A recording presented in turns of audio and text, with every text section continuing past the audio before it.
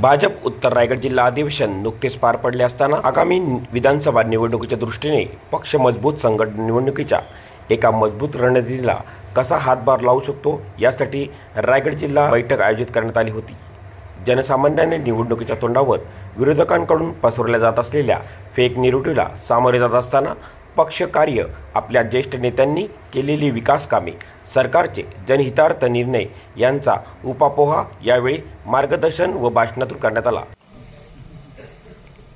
एक वेळ अशी होती की आम्ही लोक दर वेळेला आपला अगली बारी अटल बिहार रामशेठ त्यावेळेला हसायचे आमच्याकडे, बारी कधी यायचीच नाही। पण जो बरी निवडणुका होता त्यापर्यंत अगली बारी अटल बिहारीच्या शिवाय आम्ही काय दुसरी घोषणाच नाही।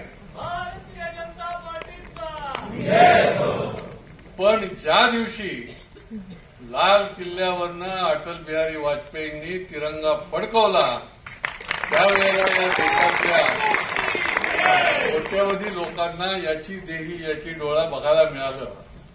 आणि त्याच्यामुळे ही पार्टी जी आहे ही एक वेगळं रसायन आहे। भारतीय जनता पार्टी सोपं नाही, आता आपल्याला विसरून पण चालणार नाही, कारण ज्या निष्ठेवर आपण उभे आहोत आपल्याला निवडणुका पण जिंकायच्या आहेत आणि या निवडणुकांच्या जिंकण्याकरता ज्या पक्षाच्या निष्ठा आहे, ज्या पायावर आपण चालू लागलोय तो आपण जर विसरून गेलो तर मग पुढे जे आपण म्हणतोय की आपल्याला 2047 पर्यंत प्रधानमंत्री भारतीय जनता पार्टीचाच ठेवायचा आहे।